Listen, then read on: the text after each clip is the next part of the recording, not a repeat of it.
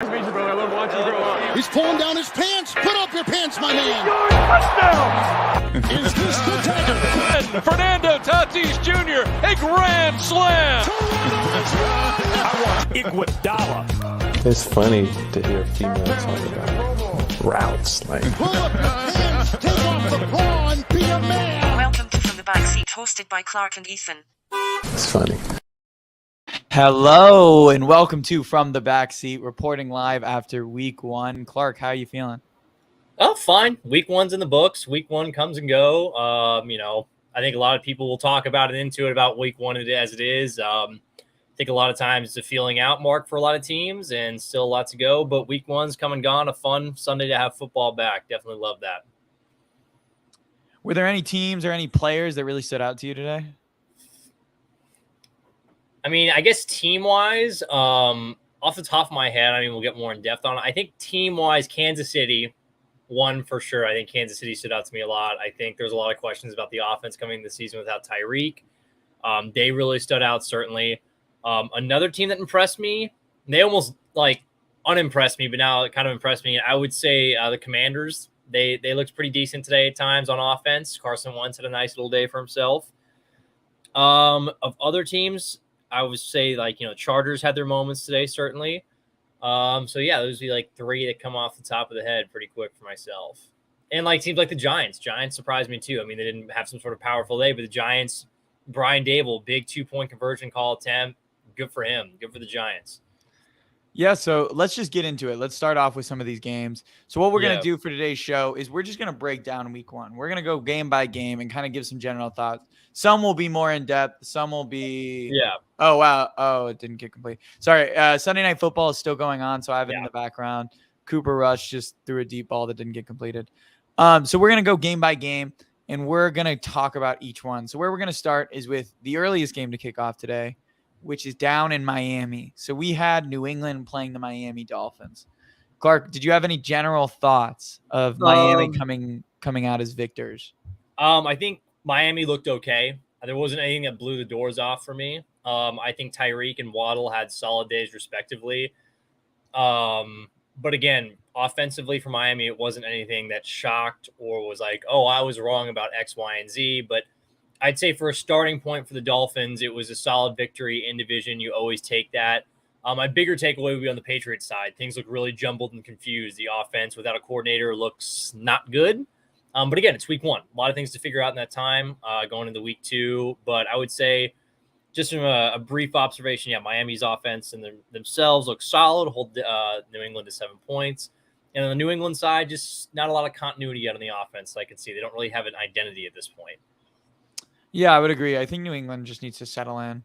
I think right now they're going through a lot of changes and they're not quite sure how to use the pieces yet. I get that they like Ramondre Stevenson, but personally, I would run Damian Harris way more. No, I think Harris is a saw way more talented back. Harris looked much better on the ground too when he ran, at least from what I saw.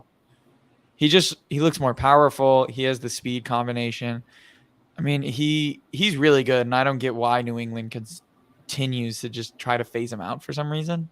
Well, I think it's just Belichick's kind of odd addiction to having multiple backs. They never really ever truly have a set one.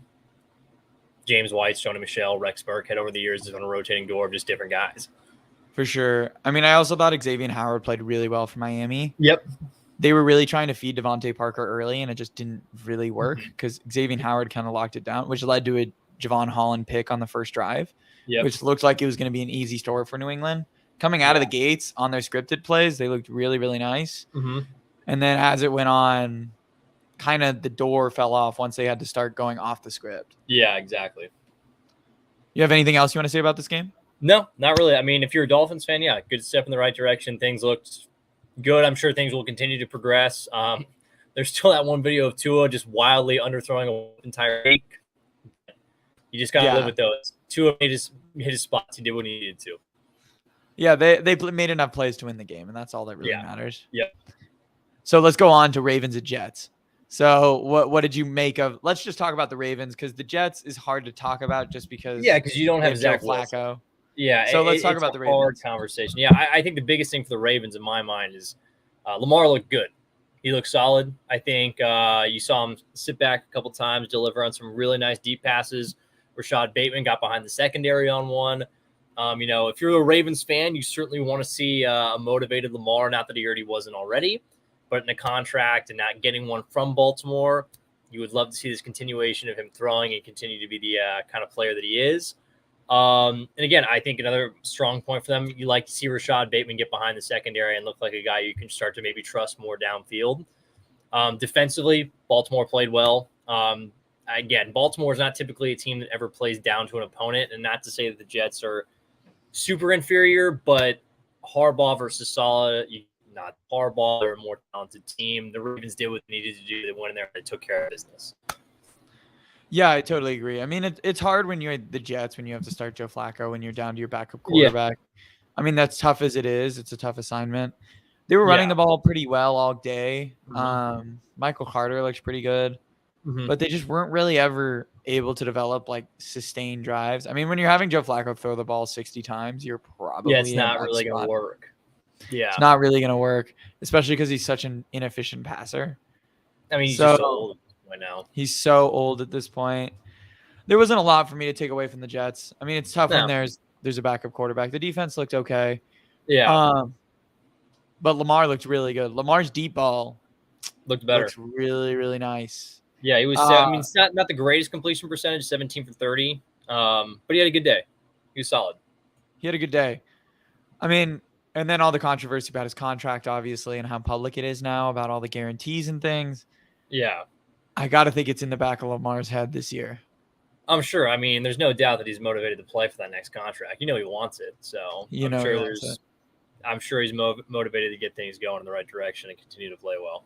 All right, so let's move on to probably, I would say, the game of the day so far. And that's Clark's team. Let's talk about Steelers at Bengals. Yeah. Yeah. I mean, look, for me personally, I know a lot of people, it'll be the quick reaction on Monday. I'm not worried about it. I think there was a lot of things that went into it. Did Burrow play well? Absolutely not. He would be the first guy to tell you that. You can't turn the ball over 5 times and expect to win a football game. However, on the flip side, the Bengals did just about everything possibly wrong that they could have and realistically should have won that football game. I mean, if not for having a long snapper missing, you probably don't have the issue twice with McPherson and not being able to get the ball down.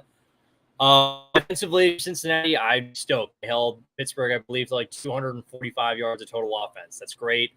But yeah, it just offensively for Cincinnati, it took a long, long time for anything to get going. Burrow clearly was off sync. I mean, it just started bad and took a while to get anything going.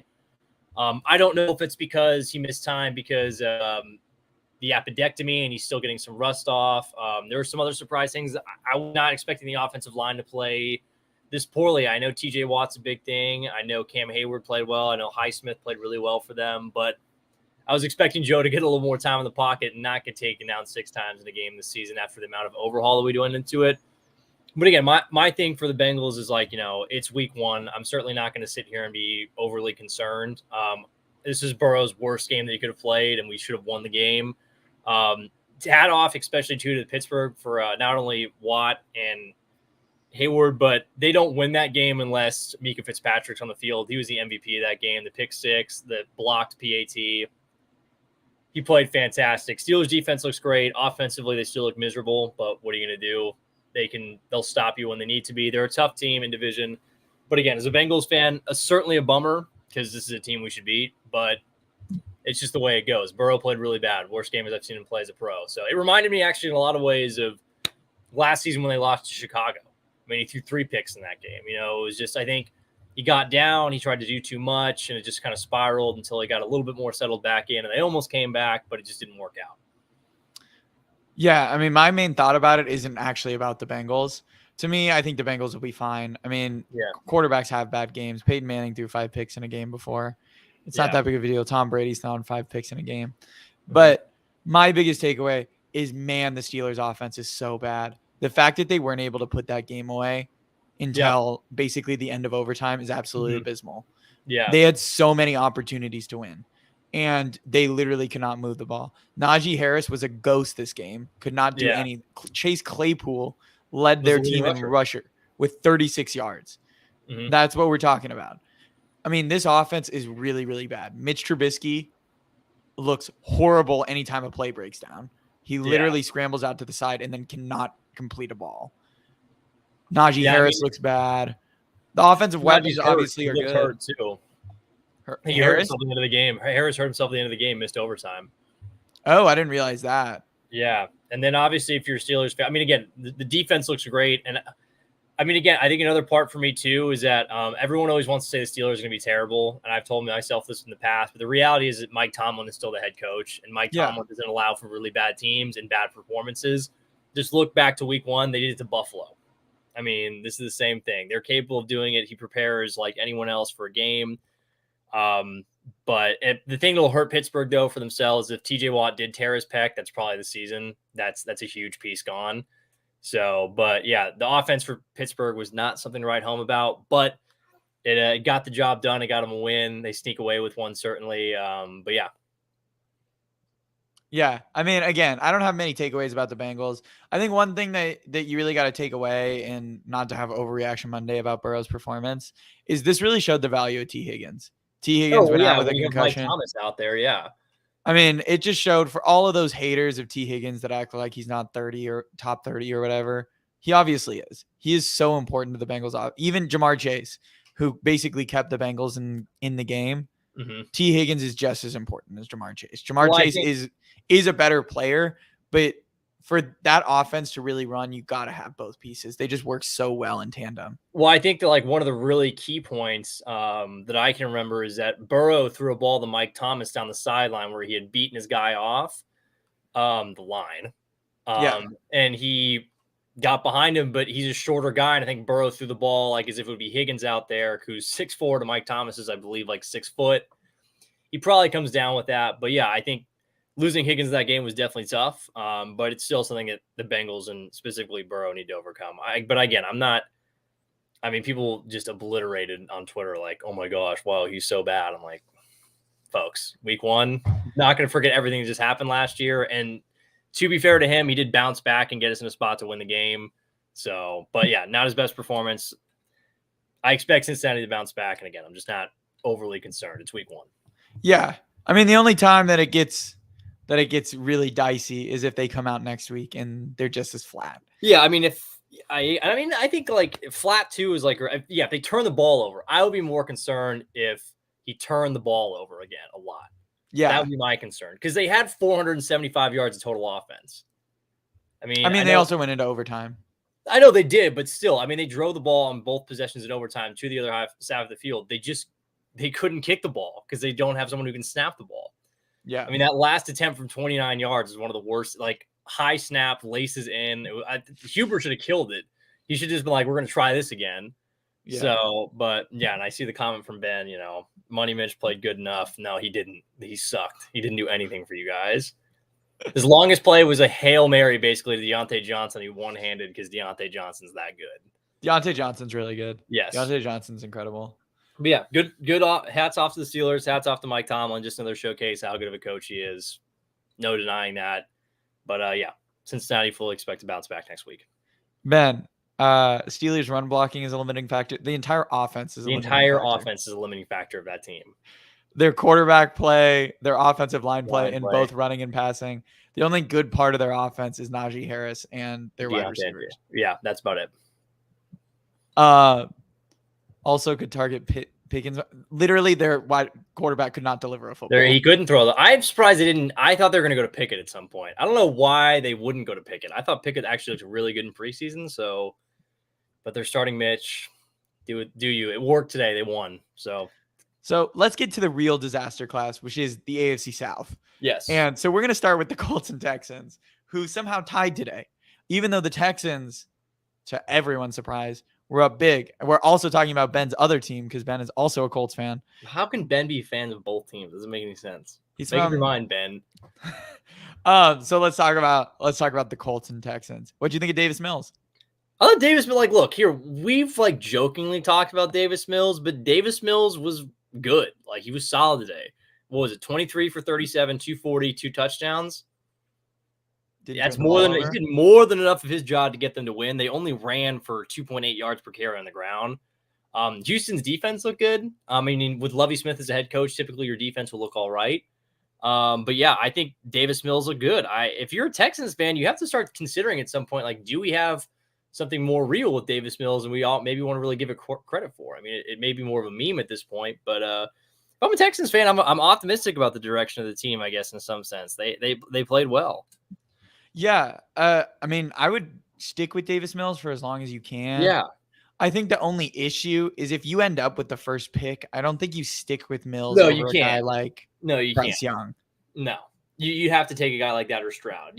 But then in that sense, though, if you're the Texans, you have something valuable. You can ship. Yeah, you have a trade. Yeah, you have a trade to a team that needs a young quarterback who can. I'm not going to say Jalen Hurts level, but like a step below, where he's a cheap rookie contract, will play pretty well for you. And I mean, the Texans' weapons are really limited around them. I mean, basically all they have is Cooks, and people were really hyping up Dameon Pierce. Yeah, but against first team defense, he did not look that great. Well, I mean, here's the thing too. I mean, I got to think about though for like Mills is that again, if you compare him to all the second-year quarterbacks, he had the best day today again, and he probably played the toughest defense of any of those teams. Yeah, probably. I mean, the Colts are a very good defense, and Davis Mills plays the best of any of the second-year quarterbacks. So for sure. Well, so let's talk about the Colts, because the Colts on offense on the stat sheet looks good. Really good. It looks really good. They only put up 20 points. So let's talk about him a little bit. What do you think of Matt Ryan? Matt Ryan was Matt Ryan. I think Matt Ryan, this was like just a Matt Ryan day, maybe minus the interception. I think we can all come to a terminal of agreement that Matt Ryan's best days are behind him in a sense, but he's still a good quarterback. That's not to knock him in any way. But I thought he was fine. I mean, 352 yards, completion percentage, 32 for 50. You know, you want to see that a little bit better.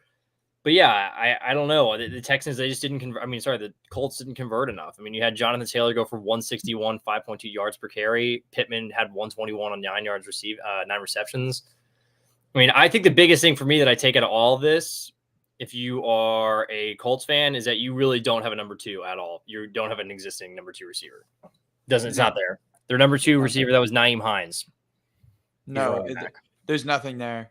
I mean, if you're looking at the Colts, you got to be concerned. I will say Pittman is legit. For all those people who don't like Michael Pittman, just like they don't like T. Higgins, get out of here. Michael Pittman's really good. Yeah, Michael. I mean, he's not. I just think people don't always like Pittman's, especially more than Higgins, because I think people are like, oh, well, T. Higgins is just Mike Williams, which I'm like, that's really selling him short. Yeah, or something like that. Just disrespect Mike Williams. So I think he's a good player too. But like Pittman, I think Pittman gets disrespected because he's not the typical mold for a number one guy. I think he does different stuff, but Pittman is a number one guy that teams look to stop and continually can't stop. And it doesn't matter who's been at quarterback. No. I mean, he's doing this with not only Wentz, but now he's done it in one game with Matt Ryan. And basically the only other option on his offense is Jonathan Taylor. Yeah. Like, there's not really any other receiving option. Like, basically you could double Pittman and you'd probably be fine in the passing game. Yeah. I mean, I mean, who else? I mean, Doolin had 3 for 46, Parrish Campbell, 37 yards receiving. It was a lot of just like 2-3 catches, 30 yards. That's it. No, I mean, there's no big breakout candidate. And I would say a lot of these guys have been there ever since even Phillip Rivers was on the team 2 seasons ago. And just none of them have broke out besides for Pittman. Yeah. Pittman's the one. One guy I was looking for today was Alec Pierce out of Cincinnati, who I think they took in the second or the third round. Yeah. 2 targets, 0 catches, 0 yards. I mean, non-factor. Just a non-factor. Yeah. Yeah. So as I look at it, I mean, if I'm a Colts fan, you got to be a little upset that you just tied with the Houston Texans. That's probably a game you should have come out with. But at least it's not a loss. But it doesn't hurt them in any way. No, because their whole division lost. Their whole division lost. The South's a joke. The AFC South is a joke. The AFC South, who's ever that 4th seed, is going to get steamrolled by every other team in the AFC. Every other team. And like, I don't know if I want to chalk this up too. I will say this for Indy. I believe they're like 0-8-1 in their last 9 openers, week 1 games or something like that. Ridiculous. But maybe they just have a bugaboo with that. I think it's a little bit of a ridiculous thing. But I don't know. The Colts, like this game and then the last game last year against Jacksonville, I don't know. They'll be fine. I'm not worried about the Colts. I still really think they should be the class of the division. Maybe it was just a weird week 1. That's just the way it goes. Let's move on in the AFC South and let's talk about the Jaguars versus the Commanders. What do you think of the Commanders? Let's talk about Carson Wentz. Carson Wentz was a roller coaster ride yet again. Every game. every game, if you're a Commanders fan, just saddle up for this because this is what it's going to be. So I have a comparison I've thought about Wentz that I think is pretty fair. He is the Trevon Diggs of offense. He just might be. I think that's a really good way to put it because 27 for 41, 316, 4 touchdowns, 2 interceptions. He played great, like the first half, great. And then he totally crapped his pants in the third and early in the fourth quarter. And people were like, here we go again. This is Carson Wentz. This is what he is.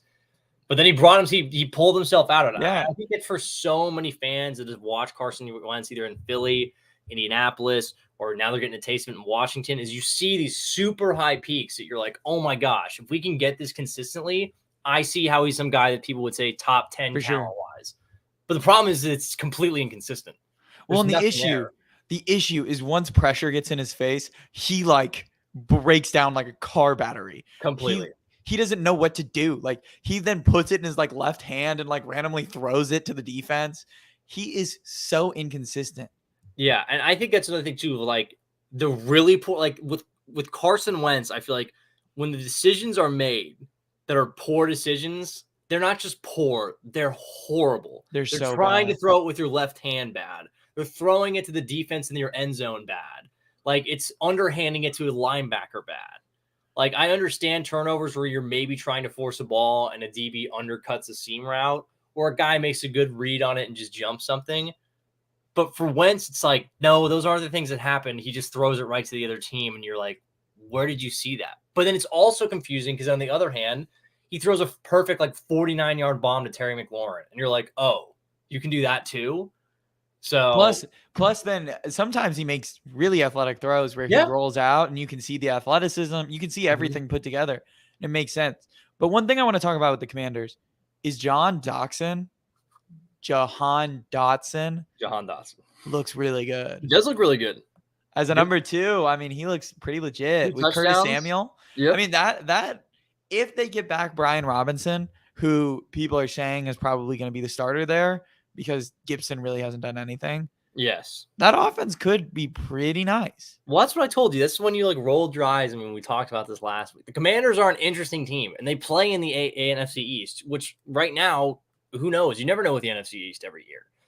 And I think if Wentz can play well, which is a huge question mark, there is an area where you say, okay, you have McLaurin, Samuel, Dotson. That's good.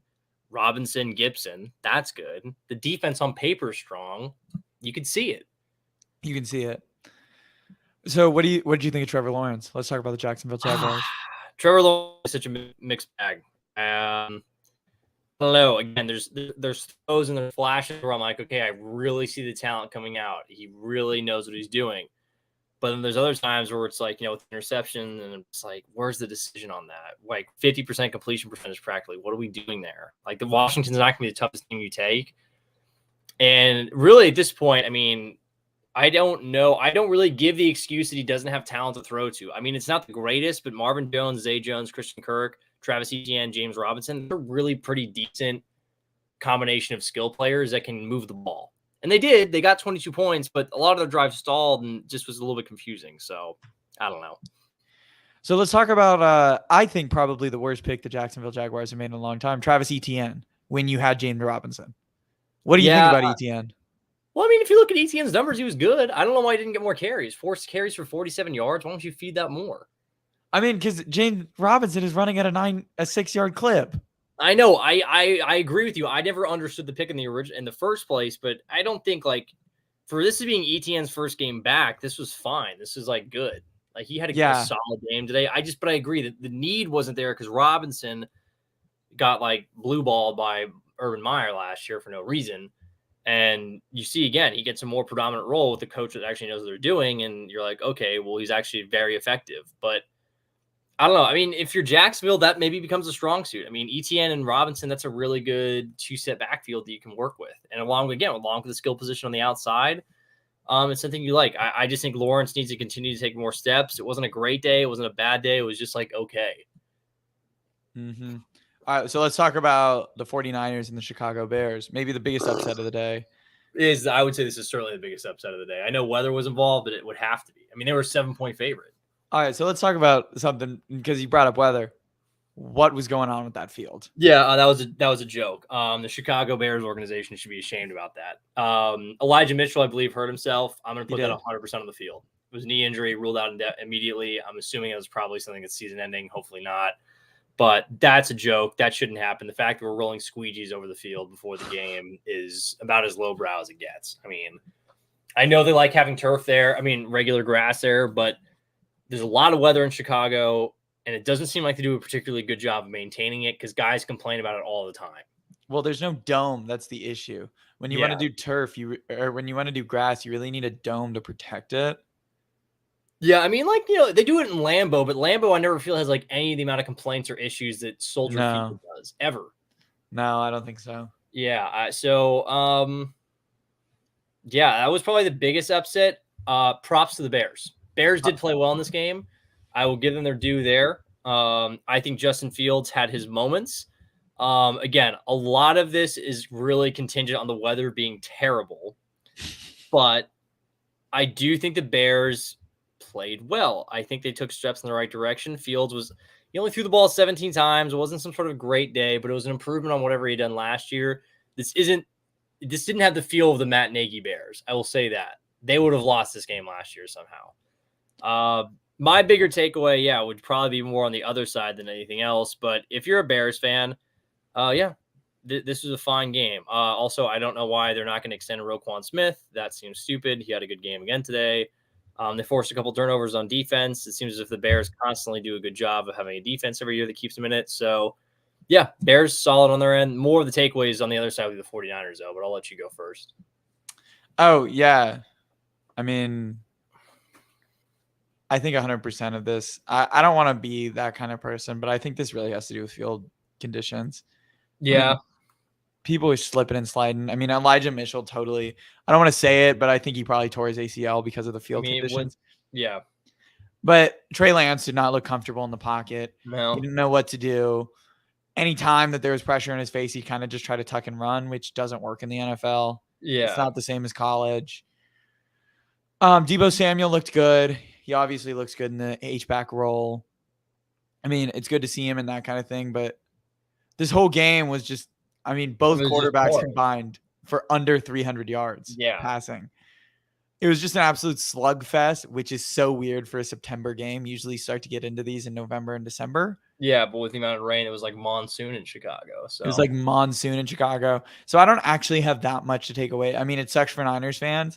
This is really going to hurt you probably in your division race as the season goes on. They'll still be fine, though. I mean, I feel like the 49ers to me fall in the same category as like the Bengals today. Like, it looked stupid. It was dumb. But I'm not going to sit here and be like, oh, well, that's vindictive. They're done. It was just it was like football's weird sometimes, and that's just the way things shook out for those two teams. It's the any given Sunday kind of thing of like, you know, like the field conditions were really bad. Yes, you want to make conclusions about Trey Lance. But it's hard. But did you see in warm-ups when they handed him – he couldn't even grip it. It came right out of his own hand. Like, how are you supposed to blame him for that? Exactly. There's just not much you can do. You just had to ground and pound it. When Elijah Mitchell went out, it was like, who do you turn to at that point? I mean, you know. I mean, if you're saying the Bears still suck, I mean, they beat the Niners. I mean, at the end of the day, I mean, yes, it wasn't an impressive showing. David Montgomery was really bad on the ground. Justin Fields threw 17 passes. But, I mean, they got a win in the category. They're tied for first place in the NFC North right now. So, congrats to them. Yeah, congrats to them. I think, I mean, look, for the like I said, 49ers fall in the same category as me for the Bengals. Any given Sunday, stuff just happens. Stupid things happen. For sure. Trey Lance, it's an impossible evaluation from this game. You don't know how much when it's that rainy. I don't know anyone who plays particularly well as a quarterback. It's very difficult to have some sort of proficient day. I do think maybe just on some things, just like decision making, maybe not be so quick to tuck and run. Maybe look for a little bit more. But again, I think if it was a normal day, he probably would have had more opportunities. I mean, Deebo Samuel didn't do a lot in the receiving game, 8 targets, 2 catches. One guy I constantly wish they would get more involved in the offense is Brandon Ayuk. Like, I don't know what it is. Like, Ayuk, he had 2 catches, 2 targets, 40 yards. Why not go to him again? I know you love Deebo, but Brandon Ayuk's number one kind of guy, in my opinion. I'm also wondering, so this is something about the Niners that I was thinking about as I was watching it, is It kind of felt like I was using the pressure thing of like any time that it felt like Trey Lance would just tuck it and run anytime pressure came. But I also wonder if that was a part of the game plan because they knew it'd be rainy. So you didn't want him to rush a throw because it could go errant and then go to the defense and cause a turnover. So at the end of the day, it might be like, hey, let's play the field position game. Because in those conditions, it's just hard to play games like that. Well, I agree. That's kind of some part of it. I think maybe the more overarching thing from this game that I'm surprised about is that Shanahan and the Niners seem to not get out coached, but in a way kind of did. I mean, the Bears did manage the game much better. I know they're a California team, but I don't know. It's also it's their home stadium. They didn't have to travel. I mean, it's hard to take any. They did. And Kyle Shanahan came out looking flat last year for the first couple games. It took a while to get going. No, that's the thing. And I think that's the overarching thing. I think for week one for me is that shit sometimes takes a little bit to get going. It's not always going to be perfect week one, and you just got to roll with the punches as a fan. Like the 49ers, I believe, midway through the season were like 3-5. It takes a minute to get going for teams. It doesn't click right away. So we're going to skip. We're going to stay in the NFC North. We're going to skip to a later game just because we got a comment about it. And let's get to the Packers. So Packers-Vikings. We got a comment. Packers looked rough too. It'll be a long season for them. Once that O-line gets healthy, they're missing 2 of the best offensive linemen in the league. Yeah, so I'll say this for the Packers. Skill position-wise, things look rougher. Things really look rough. They did probably have a touchdown that was completely dropped by one of the rookies early on in the game. But again, let's remember what happened. Like this is again, Packers week 1 last year lost 35-0. They got the freaking brakes beat off them by the Saints. Rest of the way, it was okay. I don't know if it's the same thing because the caliber of the roster offensively is not quite the same. But I still think the Packers are going to be okay. I still think Rodgers gets this thing right. But it was a tough day. I would give more credit to the Vikings. I think Justin Jefferson looks like the best, not the best, but probably the second best receiver in the NFL at this point. All over the field again today. I mean, it's remarkable what he's continued to do to get better and better. I think the Vikings look great. I think Kirk Cousins looked really comfortable. I think the offense flowed well. A little bit stagnant there at times, but again, they were playing Green Bay. Green Bay's defense is really, really good.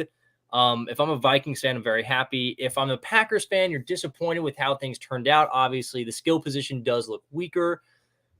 But again, this is a 2-time MVP coming back-to-back. I think things are going to get right. I have a hard time doubting this is going to be some sort of tailspin for them now.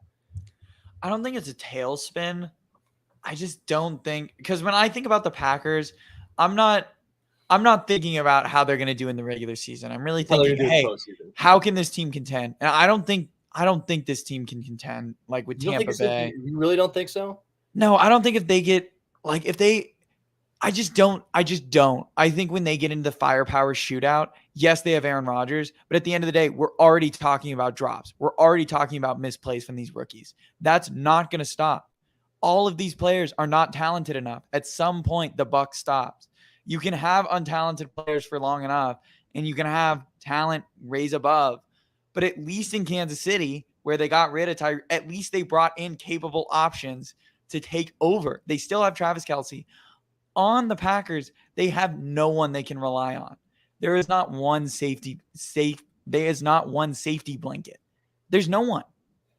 I mean, no, not the Roman. I mean, but I think there's guys who can emerge in that role. I think Lazard will be out there. I think Robert Tunyon's a good tight end. I think these other rookies will come along because Rodgers typically finds ways for them to do it. No, I get it. I get they have those players, but those aren't elite talents. They're barely good talents. Yeah, but Ethan, you got to understand, there's been plenty of teams that we've watched, mainly if you just look at the Patriots, those were never super unreal caliber talents on the outside. They were just good players. But they had Gronk. They still had Gronk. But before Gronk, what about before Gronk? There was a 2000s there before then. Not when they won a Super Bowl. The last Super Bowl without Gronk was when they went pretty much undefeated with Randy Moss. No, but they had the earlier ones before that with Brady when he was a younger guy. They had with Deion Branch. Deion Branch was a really good receiver, but no one was ever like, oh my God, I'm so scared of Deion Branch. I agree, but when I'm saying, as I look at this team, the Packers have no talent outside of the running back position. These players are not good. You don't know that yet. You really don't know that yet. These are two of the guys that are starting out there were rookies. And to be fair, while he did drop the ball, I forget which one of the rookies it was. He had his two guys beat easy. It was Christian Watkins. Give him time. Give him time. If you don't think they're going to figure this out, I think you're wrong. No, it's not that I don't think they're going to figure it out. I just don't think they're contenders. I think they will make the playoffs. I think they're still a playoff team. I do not think they will come out of the NFC.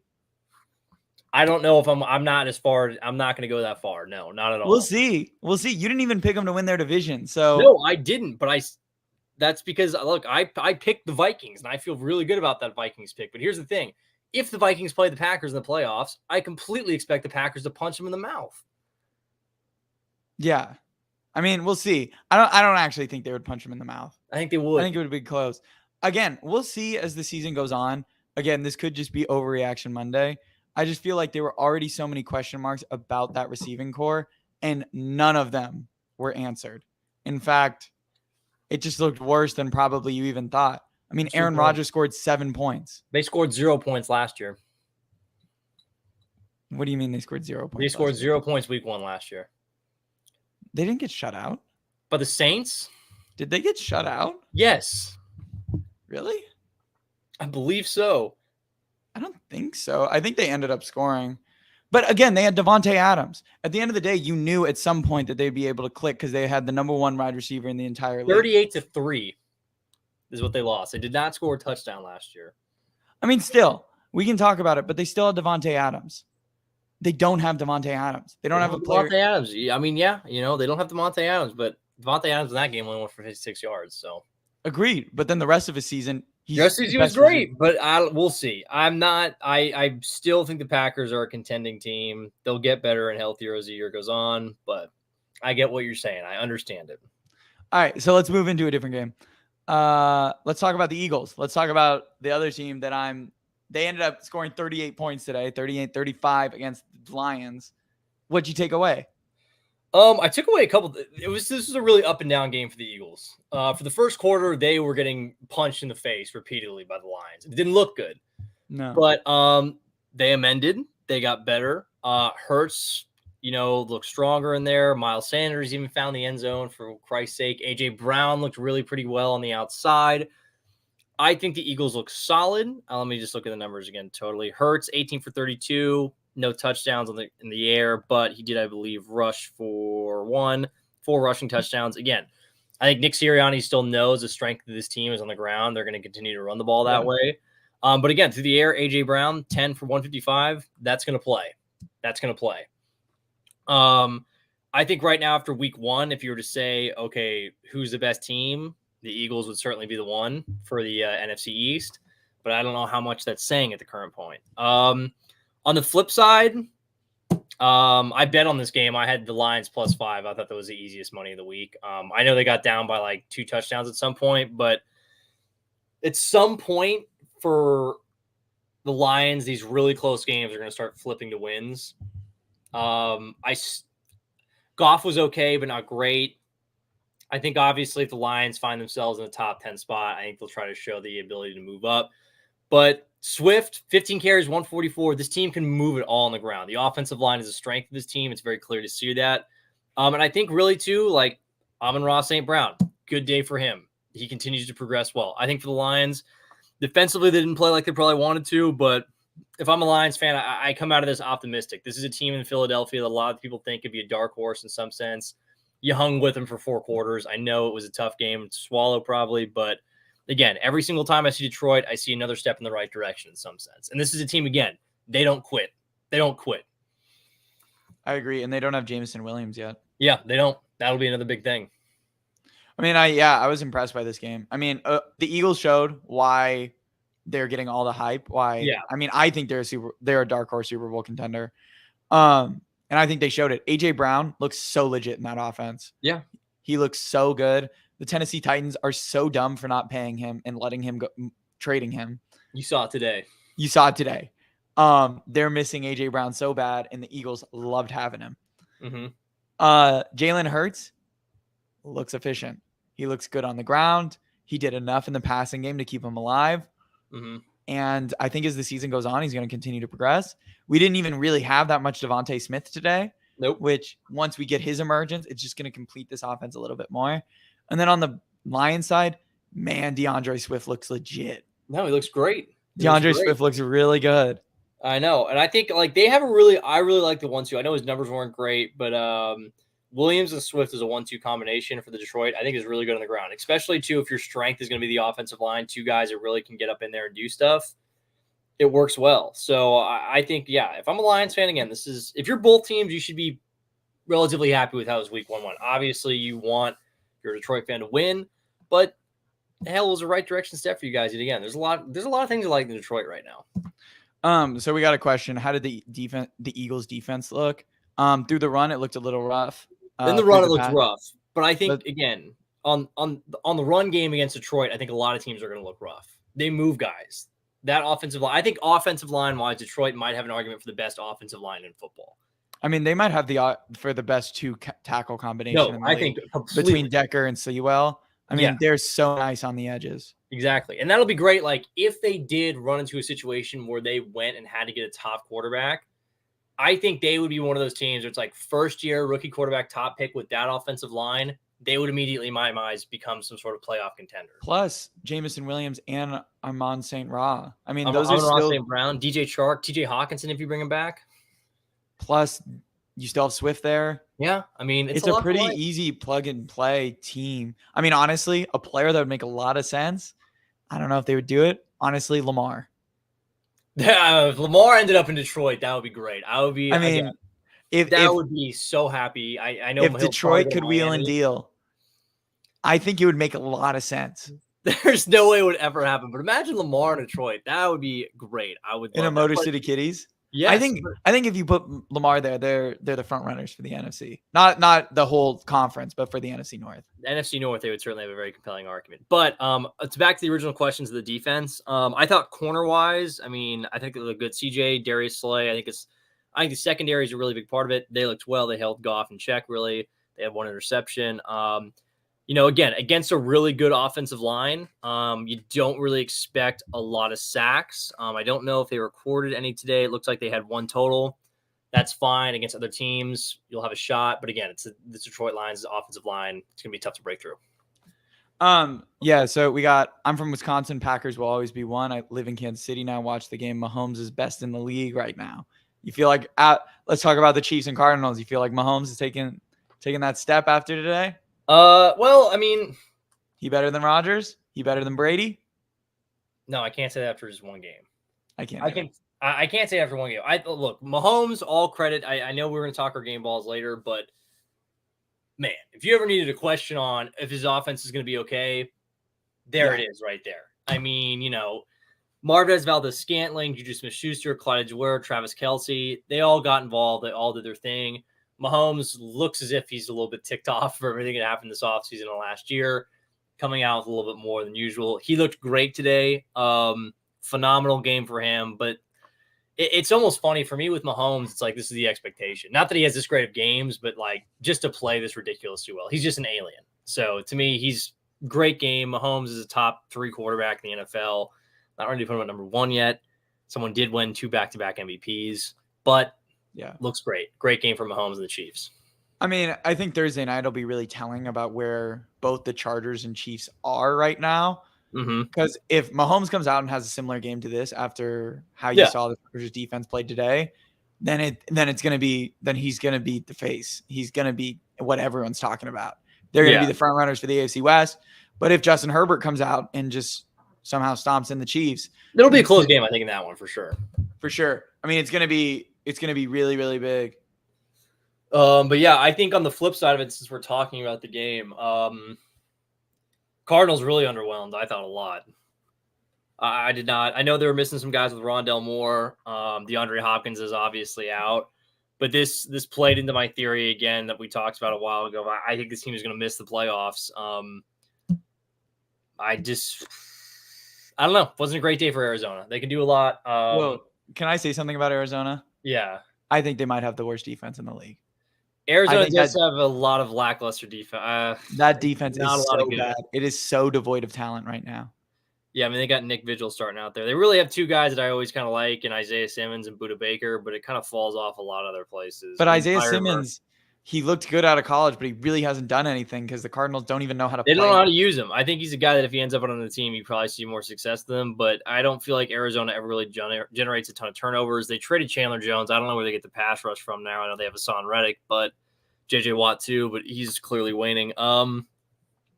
No, they couldn't stop anything. Hassan Reddick isn't in. He's a Philadelphia Eagle. He's in Philly. You're right. He's yeah, in Philly. They don't even. I don't even know who their pass rushers are off the top of my head right now. That defense is so bad. I mean, they're starting. Yeah, I mean, gosh, it's not. I mean, Marcus Golden probably is one of those guys. They didn't generate a sack today. Kansas City's offensive line is good, but it's not that good. I don't know. I mean, Arizona again. It's week 1, but I think Kyler was okay, but I would have expected Kyler to do more. It's just, it's just an okay day for Arizona. I mean, but again, we've talked about this. I don't see them as a playoff team. So no, I don't either. All right, so we got another comment. Khalil Mack versus Mahomes is the best matchup of that game. So let's talk about the Chargers. Let's talk about Chargers Raiders, the AFC West matchup. You were watching it. I was watching it. I was obviously at the game today. Yeah. What did you take away? Yeah. So I mean, Chargers played really well. I think defensively, the defense looks revamped. It looks like it's a team. I think we talked about this in our group chat. Obviously, everyone who's listening is in that. But the Chargers team last year loses this game with the revamped defense they have now. Obviously, I think the biggest thing you saw, I know that the Raiders have a terrible offensive line, but Mack and Bosa had their way with them. I think in the secondary, Asante Samuel Jr. looks like he certainly took a step. They have better players. And the great thing for them, too, is that I think while Devontae Adams certainly got his, he didn't score on him. Obviously, that was Michael Davis that he got the touchdown on. But he played well against Devontae, and that's where J.C. Jackson should have been. So if you shift Samuel to the number 2 guy, you really got to feel good about that. Linebacker's not really important position in, Staley's scheme whatsoever. No, it doesn't really matter. I mean, Drew Tranquill had a nice. Drew Tranquill played okay. He had a great pick. That was a great pick in cover, dropping in the zone. That was really nice on Waller. I mean, it was a bad pass by Carr. He underthrew it, but. Yeah, I think for the Chargers, defense looks revitalized, revamped. They rush the passer better. They stop the run a little bit better than I thought, certainly. Offensively, I think Herbert looked great. I mean, I'm a guy who thinks Herbert's a top 5 dude. He continues to impress. I still wish sometimes he would not check down the ball as much. I wish he would take a little bit more risk. But I think when they lost Keenan, it took out a little bit of the ability to do so, certainly to stretch the field. That's more where I worry with the Chargers is still the depth of the team. While they did look at Carter looks good at wide receiver, you could just notice a certain drop-off because when Keenan comes out, they can focus on other guys, and it becomes a little bit more difficult. And you saw that later in the game, I thought, when things might be slipping away from them. But the guy who's just Derek Carr held him out throwing just 3 picks. That definitely helped too. But yeah, I'll touch on him really quick before I let you go over to it. But the thing is with Carr, like he just seems like if you get any pressure in his face, he folds. That's what he does. I feel like when the game's on the line, I know everyone talks about, these game-winning drives he has, but I've seen the guy fold more than I've seen him rise to the occasion. I feel like he makes bonehead decisions far too often. Obviously, it's week 1. He had his moments, certainly. But I was expecting a little bit more out of him, certainly, week 1, especially with all the weapons he has at his disposal. I thought they didn't get Renfro involved in the game plan nearly enough. Well, Bryce Callahan just locked him down. No, Bryce Callahan did a great job. I mean, it was similar to what I thought like Mike Hilton did in that game for the Bengals in the playoff game. Like just a really good slot cornerback that shut him down. And Callahan, great pickup. No Staley system. Good guy to bring in. He had a great day. But yeah. Yeah. What I want to touch on is the Derek Carr part of this. Because Derek Carr, Raider fans won't acknowledge it, but he cost you that game. They probably should have won. Devontae Adams throw was horrendous. Devontae Adams was way behind the defense. It was a great drawn scheme by Josh McDaniels. Basically, what they did is they knew that they were lining up Asante Samuel one-on-one on Devontae the whole game. And they knew Bryce Callahan was locking down Hunter Renfrow. So what they did is they confused them with motion and had Renfrow go onto the outside. So then Asante was on him, and then they had Callahan on Devontae, which confused the corners as the snap was going. They tried to switch back, and it didn't work. So then they stayed on their assignment. So Devontae had like 2 steps on him. And then Derek Carr just wildly underthrows this ball, which allows Asante Samuel, who is covering the slot, to get all the way down the field on a punt, basically, to get the ball. And for all those Raider fans who are claiming it was an arm punt, it was first down. Get out of here. It was just a horrible ball. Can I interrupt you really quick because you have breaking news? What's that? Dak Prescott will miss multiple weeks because he's having surgery on his right thumb. Oh, wow. Poor Dallas. Well, that's good for the Bengals. In theory for them next week. But sorry to interrupt, but that's big news. Dak Prescott expected, according to Adam Schefter, to have surgery on his right thumb and is expected to miss multiple weeks. Philly fans, don't squander the opportunity. This division is certainly yours to win now. The other thing is all of those last playoff wild card spots that we were talking about could be in the 7th seed. That opens the door. That opens the door. So if you're a New Orleans Saints fans, get excited. If you're a Detroit Lion fan, get excited. It's a little bit. You could potentially sneak in. If you're a Commanders fan, you could sneak in. Yeah. But the other part of the equation, and this is who I want to talk about the most. And when we get to game balls, I'm giving him one, and that's Khalil Mack. Khalil Mack came out and just put a statement. Everyone all offseason was talking about how he's old, how he's washed up, how he's injury prone. And he came out against his former team and played out of his mind. It didn't matter if he was on Colton Miller. It didn't matter if he was over the right tackle. He lined up, put in the 3-point stance, and just crushed whoever it was. He ended the game for the Chargers. Oh, for sure. He was the difference maker. What people had talked about for years, they had been waiting for Joey Bosa to have that game where he could end it. He could be the edge rusher to end it. Khalil Mack in his first game showed that he's that dude. Yeah, this is the difference. This is the difference. If you want to talk about the Chargers of old lose that game because the defense folds. Khalil Mack refused to let them fold. Yeah, 100%. I mean, look, when you add a player like Khalil Mack, it's like a closer in baseball. Yeah. He's a guy that you look to get to the quarterback and the game, kind of put a bow on things nicely in those situations, which I think last year they lacked. I mean, lining up off the other side of Bosa was what, Tillery half the time? Uchenna Nwosu, and then Tillery was who I like, but he got wildly overplayed to go to Seattle, if I'm not mistaken, right? Yeah, he got like 10, which for a pass rusher of his caliber is fine. I wouldn't have paid him that, but I kind of get it. He played okay last year, but it's not at the level of what Bosa is now playing opposite of. No, exactly. So I think, for the Chargers, this is great. I'm sure a little bit of a touch of revenge for them off of what happened last season. But yeah, also one mark to Raiders fans who constantly chirp us telling, the O-line's going to be fine. The secondary is going to be fine. All of those things were horrible for you guys. That's what cost you the game, along with the poor play from Carr. The offensive line was a turnstile. I believe it was, 6 sacks on the day? 6 sacks. And then the secondary, I mean, Yasin, Roxon Ya looks good, but Nate Hobbs made a good play at the end of the game, but let's be honest, they were burnt toast for a majority of it. DeMonte Averett is also now out, so he hurt himself as well, too. The Raiders have so many holes. They have so many. I mean, Darren Waller looked good. Devontae Adams looked really, really good. Who else looked kind of old and slow, too? Who's that? Chandler Jones. Just okay, I thought. Max Crosby was still the only guy back there. Okay, so when I was at the game, I didn't realize – because honestly, Max Crosby had a couple pressures, which I remember, but there were no sacks on the stat sheet, which against that edge, you got to be really happy about. No, you got to be happy. But I didn't realize after the game I got home, Max Crosby had 8 run stops. Yeah. I mean, he was a monster in the run game. It makes sense why the Chargers weren't able to run the ball when you have an edge player who sets the edge so well. Again, I made the argument that Max Crosby is the 3rd best edge rusher in the league this offseason.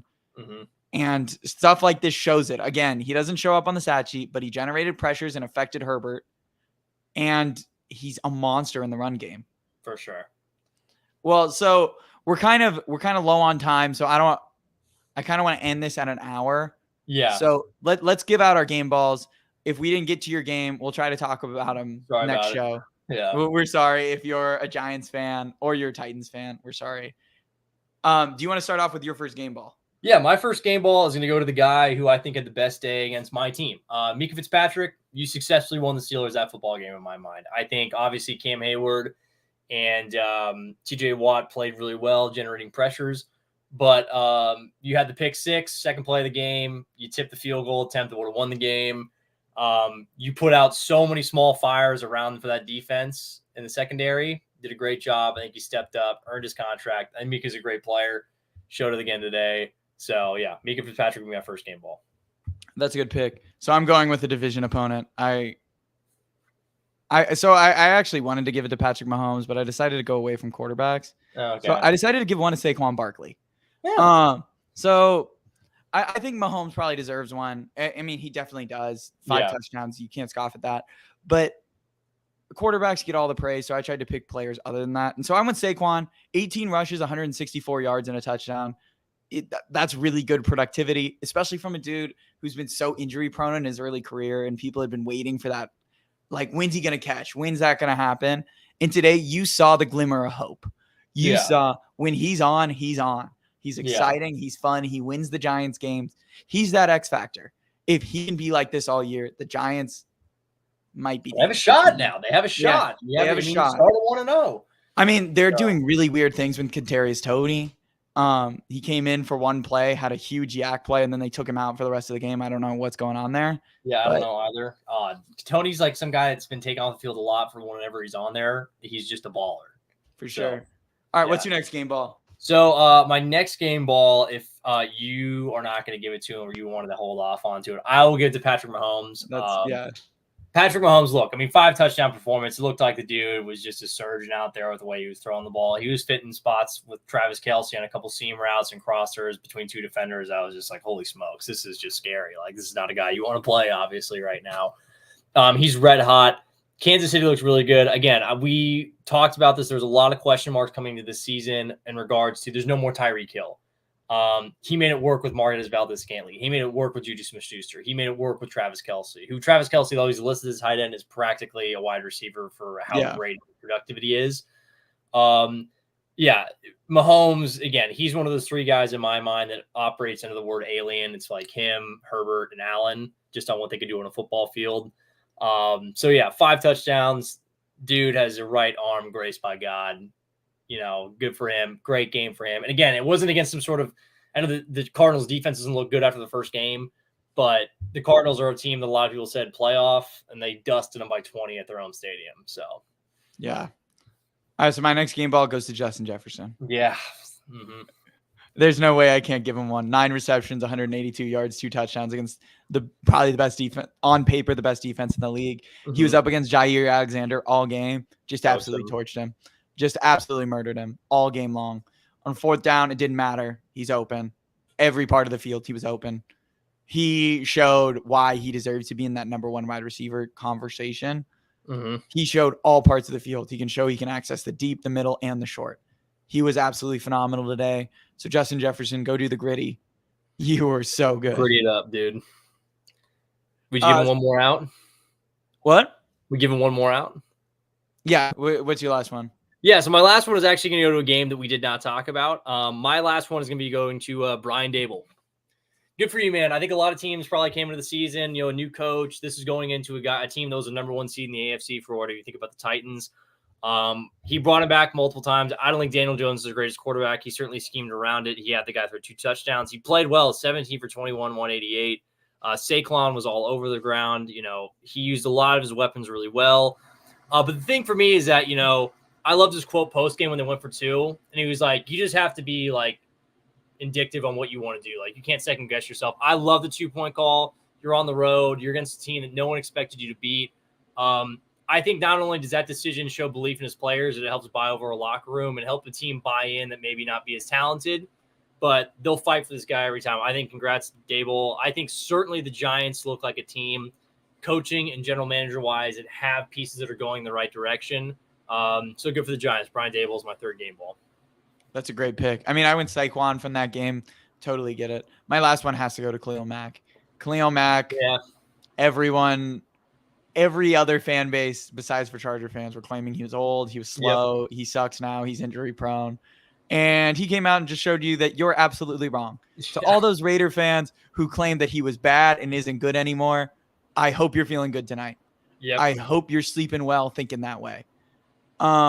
He showed you that he deserves to be in that conversation. Again, I said Max Crosby was a freak, but he wasn't the best edge player in that game. It was Khalil Mack. Khalil Mack disrupted the play on all levels of the field. 100%. He brought it in pressures. I mean, his final sack total or his final numbers: 6 tackles, 3 sacks, 3 additional tackles for loss, 4 QB hits, and a forced fumble. That's a legendary stat line from a legendary player. For a player that's going to be in the Hall of Fame one day, congrats on making a statement in your first game in a new uniform. Oh, yeah. Great game out of him. Not much more you could ask for him out of game 1. No. Is there anything else you want to talk about before we're done? Hey, I guess my only thing is if you guys' team had a bad week, guess what? It's week 1. You got 16 more weeks left to right the ship. If you're a good team that had a bad day, wash it off. Don't worry about it. Take the laugh. Stay off Twitter. Doesn't matter. The only team I'll say I would be concerned about is if I was a Dallas fan, now having Dak without and Jaron Hurst was seen in crutches after the game, I'd be a little worried about the injuries that are stacking up over there. Maybe, but we'll see. We'll see. It depends on how long Dak is out. Yeah. If Dak is out 8 games, I would be scared. But who knows? It all depends.